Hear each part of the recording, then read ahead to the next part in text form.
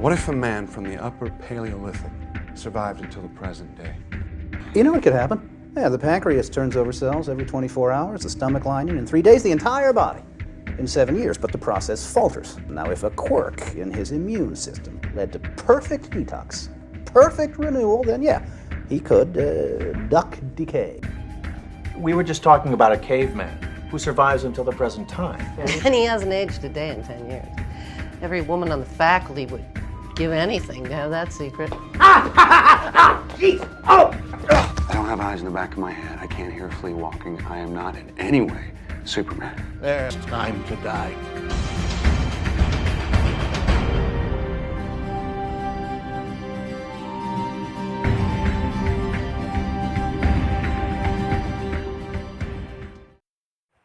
Good day, everyone.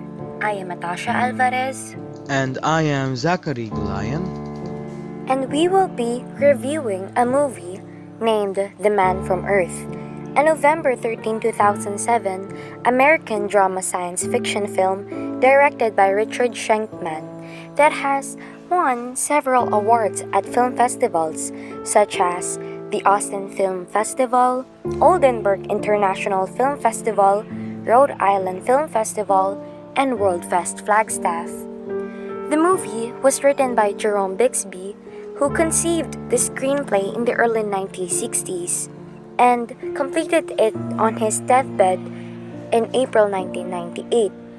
This movie had a $200,000 budget and was published by Anchor Bay Entertainment and Shoreline Entertainment.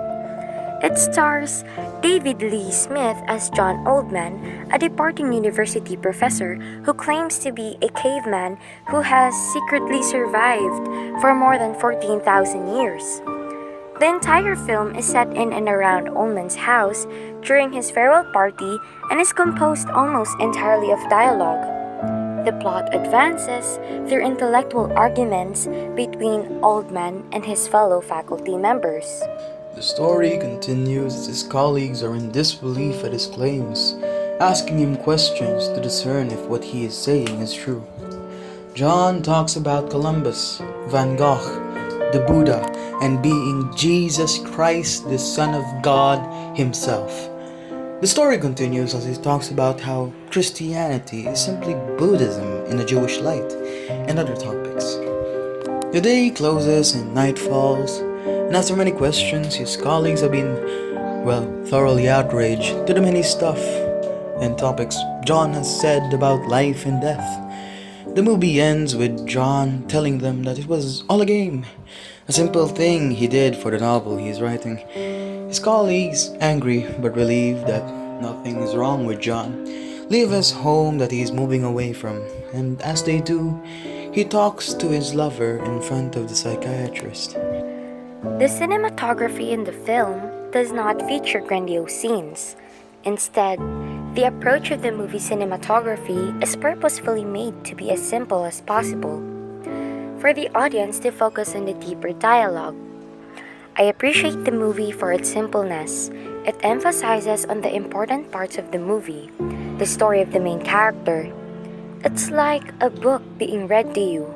It makes you, the viewer, imagine the things John has seen, how mystical it would have looked like to see the world change from fields as wide as the eye can see to bustling cities, cars, skyscrapers, and all these other unimaginable things for someone even in the early 1900s would be amazed by. While it does not have flashy movie effects, it has such deep cinematography. The emphasis on the characters talking instead of the wide movements is one that captivates me. It draws me in more to what the characters are saying than what they are doing. As all the scenes happen in one small place, it feels like there are so many places, so many more angles that there actually is. It's like an infinite box that's filled to the brim with mirrors. Cinematography isn't some Sergio Leone or Quentin stuff, but still, it's bloody good. Meanwhile, the theme of the movie is constant change that we experience in our everyday lives. We might not notice, but to be constantly evolve and change ourselves every day. It's just that our lives are way too short for us to really see it real time. The soundtrack of the movie is also very classical.